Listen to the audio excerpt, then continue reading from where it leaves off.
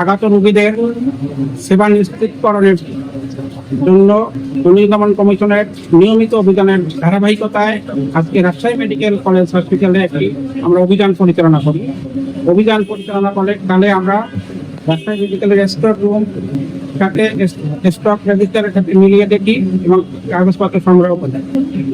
আমরা রেকর্ডপত্র পর্যবেক্ষণ করে কমিশন বরাবর আমাদের প্রতিবেদন দাখিল করতে এনফোর্সমেন্ট অভিযানকালে আমরা দৈনিক মজুরি হিসাবে কর্মরত কর্মচারীদের মাঝে তারা ট্রলি বহন করে এবং তাদের দৌরাত্ম্য লক্ষ্য করেছি এবং অ্যাম্বুলেন্স সেবার বেসরকারি অ্যাম্বুলেন্স সেবার ক্ষেত্রেও আমরা তাদের দৌরাত্ম্য লক্ষ্য করেছি। রেকর্ডপত্র সংগ্রহ করেছি, রেকর্ডপত্র পর্যালোচনা করে আমরা কমিশন বরাবর আমাদের প্রতিবেদন জারি করি। প্রাথমিকভাবে আমরা ট্রলি ব্যবহারকারী এবং বেসরকারি অ্যাম্বুলেন্স ভাড়া দেওয়ার ক্ষেত্রে আমরা দৌরাত্ম্য করতে পারি। আমরা এই ব্যাপারে কমিশন বরাবর আমরা প্রতিবেদন জারি করি।